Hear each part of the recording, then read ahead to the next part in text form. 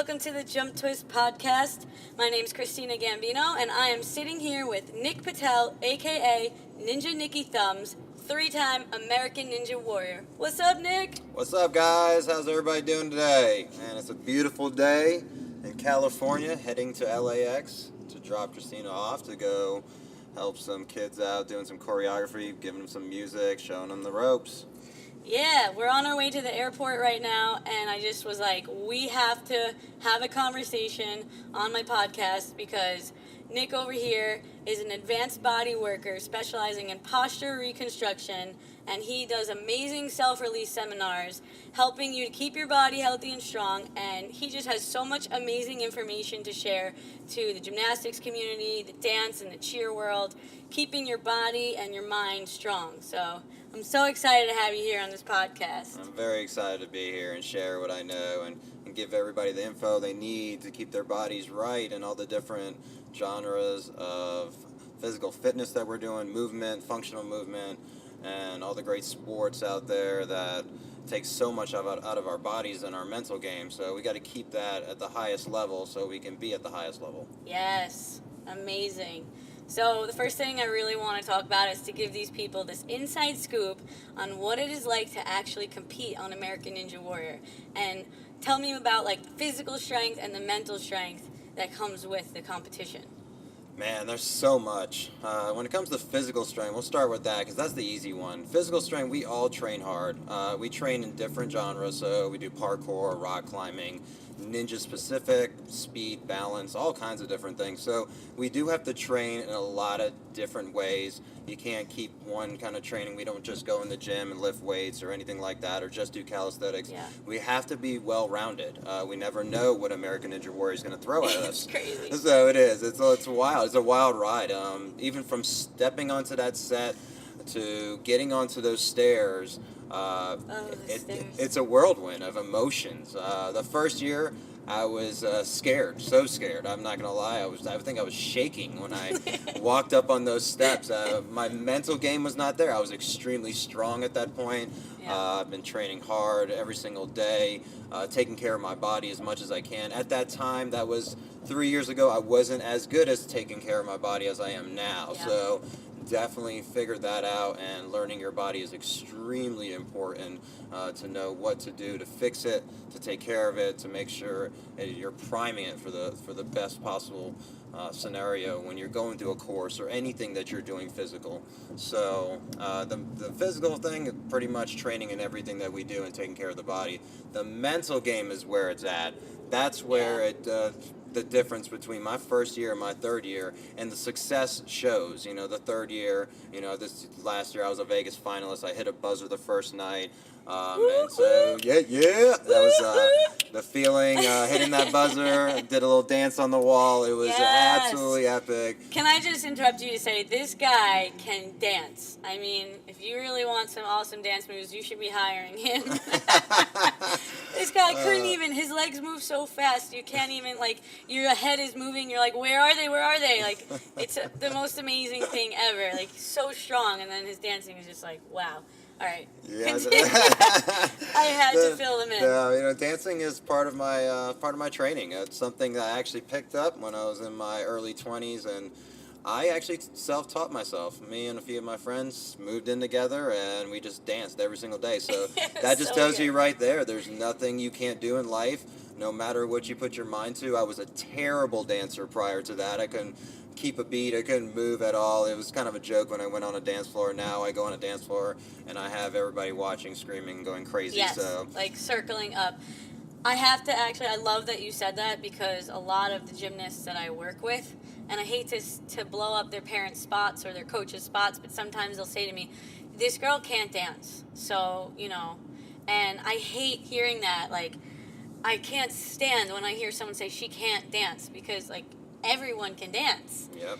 It's like, you can dance if you want to. And first of all, we're driving through these unbelievable mountains right now. Oh, so beautiful. Who cares that we're sitting in traffic and we're having this awesome conversation? But I'm staring at a mountain, there's trees, there's like a house on the top of it, and gorgeous.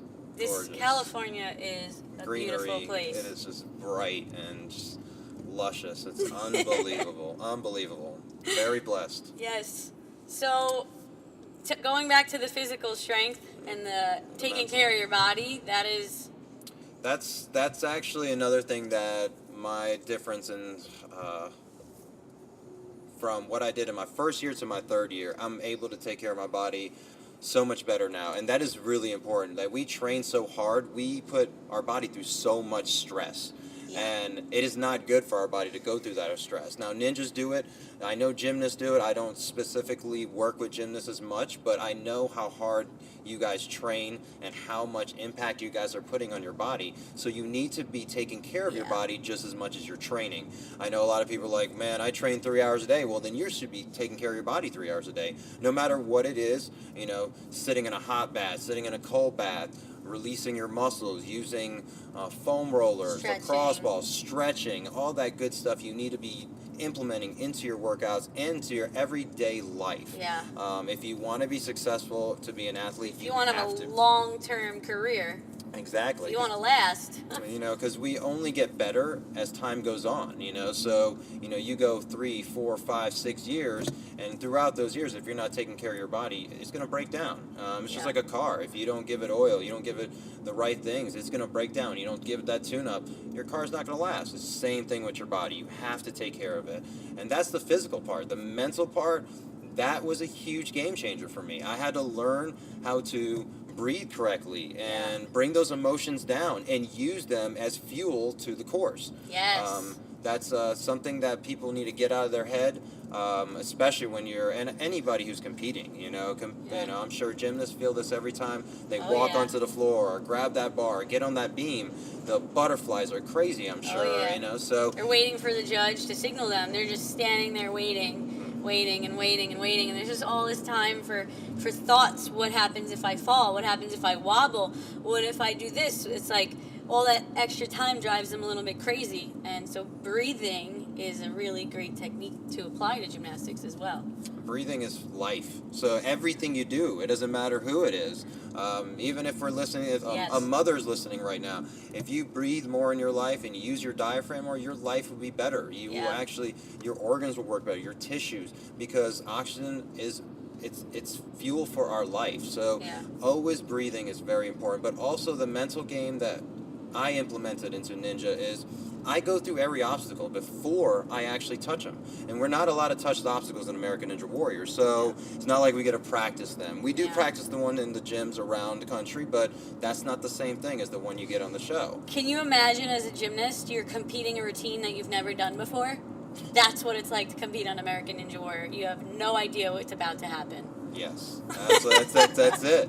So this what I do before I run a course now, I go through every obstacle. I go through every scenario too. So if I go to jump to a bar and a lache to a bar, which is jumping from a bar to a bar, I'm thinking, man, if I miss my left arm, what am I going to do with my body? What is my movement going to be? How am I going to correct that? Yeah. So I think about even making mistakes on the course. Contingency plans. Exactly. So that is a huge part of the mental game. So you should already have ran that course or done that routine 30, 40 times in your head prior to actually stepping on that course. So that's one of my biggest things that I've done this last year that has made so much success. Visualization is very, very important. Yeah.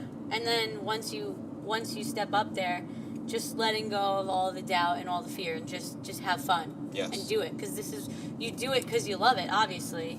And so at that point, you've done everything you can to be prepared for that moment, mentally, physically, and now enjoy it. Yes, live in that moment, because that's your moment. You never know what's going to happen, but enjoy it. Yeah. Because I realized a great ninja, and most people know him if you're in the ninja world, Drew Jeschel. First year I competed, he walked up to me, great guy, and he's like, just go out there and have fun. And I didn't listen to him. I was like, I got on that course, and I'm like, oh, I got to crush it. I got to prove myself. Yeah. And I fell on the third obstacle. I overcompensated on a balance obstacle, and I was so upset. Second year, I pretty much finished the course almost, but I placed 34th, so I missed the cut by 4, so that wasn't very happy about that. But same thing, I was not having fun. This last year, I went out there with a smile on my face. I was jumping around. I was having a good time. And I had so much more success. So have fun. That if you can take anything out of it, sometimes just enjoy. Because life, that's life. You got to enjoy life. If you're not enjoying life, just in general on an everyday basis, you're missing out. You only get one of these. Enjoy it. So YOLO, right? Yeah. So have fun. Have fun. Have fun. We're even having fun driving in traffic, and it's crazy because I'm literally surrounded by these mountains. I'm just like, take in those things in life. Yes. Just small things. I know we just went off on a tangent. We're not even talking about work, but that is something that people just don't do enough. Enjoy everything that you have, the people you have, your family, your friends. Just love them. Yeah. It's needed more and more in our world. And what I think has really lifted me in my life is looking at the stars at night. It helps me break all the barriers because I just feel like I'm looking into infinity, and like there's no end to what I'm looking at, and that's how I feel like my ambitions and my goals are, and my potential realistically, not even my goals, like what I'm actually capable of. And sometimes like I would be laying in my bed and looking at my ceiling and going, I can't stand this ceiling, I just want it gone. Like I don't like limits. I don't like that this is my roof. Like there's no roof to my potential and to your potential and to anyone's potential, and we only put these limits on our lives because we're always seeing the limitations. So you have to look at the stars and the sky, because that's what life is, and that we're here on earth, and we get really caught up in our jobs and our school and things we have to do and trying to squeeze in the things that we want to do, and we forget what it's like to just exist in the earth and in nature. So look at the stars and then reevaluate your goals and your dreams. That's just the best advice I can give. Absolutely. Take a moment, step away from all the craziness we deal with every single day. Deadlines, school, kids, everything. Just take a moment for yourself. You need that. That's important. It's good for the soul. Yes. And when you get hurt, we have to take care of our bodies. Yes. That's a topic that we could do a whole podcast on. Yeah, getting hurt, it's something we all deal with as athletes, especially extreme athletes. We push so hard, there's going to be a time that we roll an ankle, pull an ankle, sprain a wrist, either break a bone or throw out a muscle or dislocate something. We need to know when is enough is enough. We all train hard, and sometimes we push ourselves, and our adrenaline sometimes does not allow us to know what's happening with our body. Sometimes we injure ourselves, don't even realize we're injured. That's me right now. Yes, that is definitely you right now, and you're dealing with it as we speak, but you're taking the time now to take care of your body, which that's what you need to do every day, doing the right release work, the right stretching, doing the recovery, doing some stem. What were you doing? I think you were doing electric stem. Yeah, so doing that. We've worked some sessions on her, doing some release sessions on her soft tissue muscles, getting that stuff opened up, pliable, bring that elasticity back in those areas so they're not pulling tension on any of those problematic areas. Oh my God, he literally moved things in my forearms and in my bicep, and my forearm was so hard. And now, I was a little sore the next day, but now, 2 days later, I can feel it's looser, and I feel like I am one step closer to being completely healed. I have it's not like a really big deal of an injury, I don't know, but it's overuse tendonitis in every finger, all 10 fingers, and something's going on with my forearms. I actually don't know exactly. It's probably a little bit of overuse as well. In the muscles. If anybody knows Christina, we know she goes hard. She's relentless. So she's training rock climbing. So if anybody out there knows anything about rock climbing, it is extremely hard on your fingers. It's extremely hard on your tendons and your ligaments. I didn't feel it.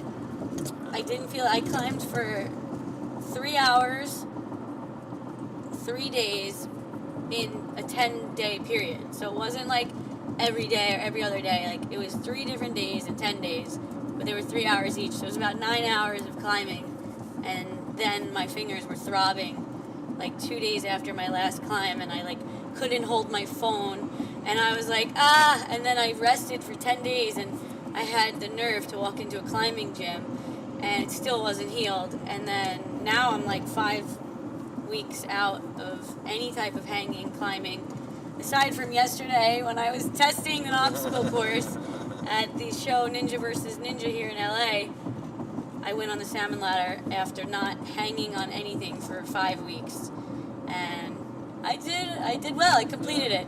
So that was cool. So, yeah, I think that's a struggle that we could talk about for days, about all of us as athletes. If we get injured, we're thinking, how many days do I need to take off? And then when should I come back? And it's a fight and it's a struggle. We struggle with sitting still and not having that movement as athletes, and we feel like we're losing the strength that we've built up over time. So just remember, if you come back early and you injure yourself even more, that means you're going to be out even longer. Your recovery is going to take longer. Your body's not going to work as well when you come back. And you're going to have to do more work on your body, taking care of yourself. And that's going to be something that's going to hinder you in any sport. So remember, take the time you need, rest when you need to rest. I know that's really hard. So keeping your mind busy as much as you can, focus on maybe the areas that aren't injured. Focus on some goals and things that you can have ready for yourself for the future. Reevaluate, create a plan of attack. Exactly. It's the best time. Like, I feel like every time I came back from an injury, I get further because having that time to step back and take a look at what you're doing, like, it gives you a better perspective of your training and where you are in your training and where you sit with the rest of the competition. Yep. If you keep going, you're just every day, you're like trying to be better than you were yesterday, and you're not even like working towards your singular main goal because you're so caught up in the day-to-day training. Exactly. So sit back, relax, let your muscles do their thing, and take this time, get a notebook, and you write in it, write all your thoughts, think about what you've been doing, think about how strong you are, and see where you want to go from there and what you have to do to get there. Yeah, make a checklist. Find out what you're weak at. What are your strong points? What do you need to concentrate more on? What do you need to perfect? One thing that I notice when I'm injured is I start working on things that aren't physical. I start working on mental things. So breathing. A lot of people don't realize using your diaphragm, yoga, things of that nature. Learn more about your body at that time. Find out what muscles are propelling you to go faster. Anything that is going to help you fix your body. Learn more about that when you have that downtime. Don't waste that downtime and just sit there and dwell and being upset. No, use it as fuel for later on. Yes. Get to know yourself better. Learn more things that you can come back and train. Maybe put some routines together that you want to work on. As you're a gymnast, maybe say, hey, this is some choreography. I want to think about something that I can have for my next routine. Things like that. Plan ahead. Have Use a plan. that time wisely. Yes. Because it's not a coincidence that you're given that time. Yep. Everything happens for a reason. So use it. Yeah. That's really important. So I hope that a lot of people, whether you're a gym owner, a parent of an athlete, or an athlete yourself, I hope that there's something or a lot of things that you got out of this. I don't think it's a coincidence that you're even listening to this. Maybe you needed to hear something that Nick and I have said today about, the mental and the physical strength. yes, I hope that totally helps so many people. Like, this is very important. This is why people do these things. So the information needs to be sent out there. We need to share it. We need to give it to people so people all get stronger and healthier and mentally stronger throughout their life and throughout the things that they deal with on a day-to-day basis. And I want to give a shout out definitely to all the parents out there, the ones that take all these kids to all these they're sacrificing their life, to make their child better and to bring them to these extra classes. So they have to cut down expenses. So you're able to do these extra classes. You're able to see somebody like me. If I have the opportunity to put my hands on people, I will make them better. There's no doubt in that. There are so many parts of your body that need to be fixed that people don't realize that even need to be fixed. Like when I go and I work on people, like, it's just my shoulder, that's the only thing bothering me. And then I go into their pec and I go into their subscap and different parts of their soft tissue, and they're like, oh, that hurts. And I'm like, well, that's messed up too. They just don't realize it. You have soft tissue. Soft tissue encompasses your whole body. your ligaments, your tendons, your muscles, your joints, your bones, everything. Yep. There's so much soft tissue. My sessions minimum are 2 hours long. I like doing 3 and 4 hour sessions because I can hit a lot more areas because there's so much to do. And that is something that people don't realize. You have to take care of your body when it comes to your soft tissue, because when you don't take care of it, it can actually change your structure. And if you're changing your structure, that means you're moving incorrectly. You're not moving, you're not activating the correct muscles. If you're not activating the correct muscles, then you're not at 100%. It's crazy. And that is very important. And that's like 70 to like 90% of what, humanity? Everybody. I believe it's more like 95. Oh my gosh. You know, even standing every single day. So this is not like, I know we're shooting this out to gymnasts and to athletes, but this is an everyday person, a person who sits at a desk every day. You sit at a desk every day, you are causing dysfunction in your body every day of your life. Things that we were not taught. So. We had to hit you with that on the way out, like we really did. We just needed you to know that last piece of information. But, if you guys are interested in bringing Ninja Nicky Thumbs to your gym, I'm putting his contact information below, and you can contact him. He's everywhere. He's always flying or driving to meet with people individually or gyms, working with entire teams and gyms. So he's amazing. He can get your body right. He can teach you guys how to release, self-release, all that good stuff to, you know, get you on your A game to be the best well-rounded athlete you can be. And I have to thank you for doing this podcast. I literally, guys, I just was like, he's driving me to the airport, and I was like, by the way, we're doing a podcast on the way there, and I have my laptop on my lap and this microphone between us, and like, I just threw him into this. There was like no prep. So thank you. Absolutely. Thank you for having me. I love sharing this. I can't wait to meet some of these gymnasts and be in the gymnastic world now. I have primarily been in ninja, and I've done some circus and things like that, and those athletes, and I've done some football players and baseball players, but you've seen the dysfunction in the gymnasts through my body. Yes, I have, and you guys really do a number on your body, so you definitely need the thumbs. Yep. They call them the magic thumbs. So thank you guys for having me. Hope all this information was awesome, and you guys can take something out of this and make yourself stronger and bring you to where you need to go and the goals that you want in life. So thank you. Yes, thank you guys for tuning in, and definitely stay tuned for more podcasts. I'm so excited to be bringing you some more good stuff. Have an awesome day. Bye. Bye. See ya.